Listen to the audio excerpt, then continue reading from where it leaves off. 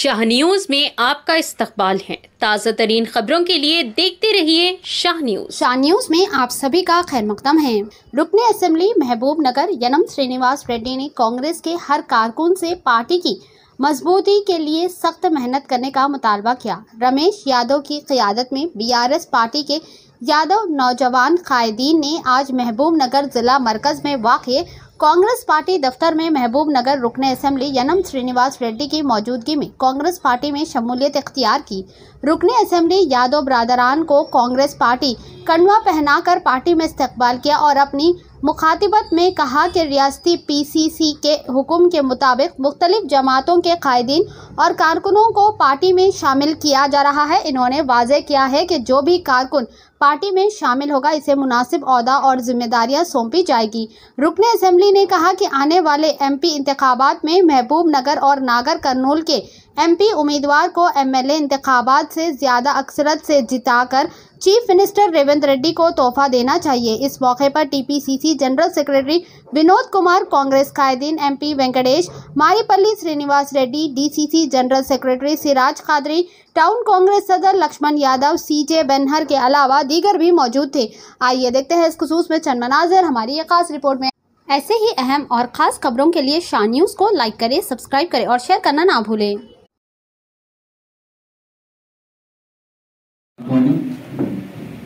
భవిష్యత్తులో మీ అందరికీ కూడా సంస్థమైన స్థానం బాధ్యతలు పార్టీ నుంచి వస్తాయి।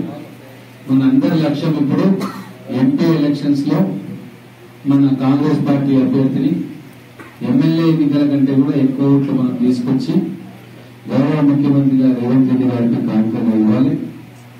రెండు పార్లమెంట్ నాగర్ కర్నూలు కావచ్చు, మహబూబ్ నగర్ కావచ్చు, రెండు పార్లమెంట్ లో కూడా భారీ మెజార్టీ తీసుకోవాలా। మిగతా పార్టీలో ఉన్న నాయకులందరూ కూడా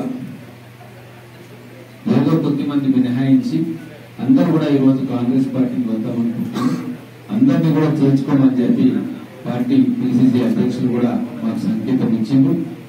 కాబట్టి పట్టణంలో ప్రతి వార్డులో కూడా కాంగ్రెస్ పార్టీ బలోపేతం కావాలి। రాబోయే ఎంపీ ఎలక్షన్స్ కాదు, ఆ తర్వాత వచ్చే స్థానిక సంస్థల మున్సిపల్ కౌన్సిల్ మన పార్టీ బలోపేతమైనట్టు ఆ దిశలో మీరు అందరూ ప్రయత్నం చేయాలా। ఇక మీరు చూస్తూ ఉంటారు, బీఆర్ఎస్ పార్టీలో ఉన్న నాయకులే పార్టీని వదిలి వలసపోతా ఉన్నారు। బీఆర్ఎస్ పార్టీలో ఇప్పుడు కుటుంబం తప్ప ఇంకెవరు మిగిలిన పరిస్థితి లేదు। చాలా మందిని క్రిమినల్ రికార్డ్స్ ఉన్న వాళ్ళని కాంగ్రెస్ పార్టీ ఆపుతుంది, చేర్చుకోవట్లేదు। కానీ గ్రామ స్థాయిలో, మండల స్థాయిలో, జిల్లా స్థాయిలో చాలా మంది నాయకులందరూ కూడా ఎక్కడికక్కడ కాంగ్రెస్ పార్టీ చేరుతా ఉన్నారు।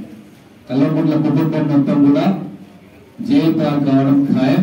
వాళ్ళు చేసిన అవినీతి కూడా వాళ్ళ బండారం అంతా బట్టబయలు అవుతా ఉంది। కేంద్ర ప్రభుత్వ ఏజెన్సీలు, రాష్ట్ర ప్రభుత్వ ఏజెన్సీలు వాళ్ళు చేసిన అవినీతి పనులను ఒక్కొక్కటిగా వెలికి తీస్తా ఉన్నారు। వాళ్లకు వత్తాసు పలికిన స్థానిక నాయకులు కూడా జైలు పాలు కావడం ఖాయం।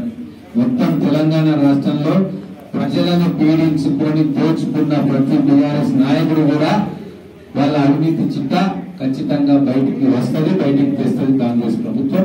కాబట్టి ఈరోజు మిగతా నాయకులందరూ కూడా మేలుకొని ఆ జైలు పోయే బ్యాచ్ లో ఉండే నాయకులతో అంటి కాకుండా బయటికి వచ్చి ప్రజాక్షేమంలో, ప్రజా సంక్షేమం వైపు, ప్రజల సేవ కోసం కాంగ్రెస్ పార్టీలోకి రమ్మని చెప్పి నేను ఆహ్వానిస్తా ఉన్నాను।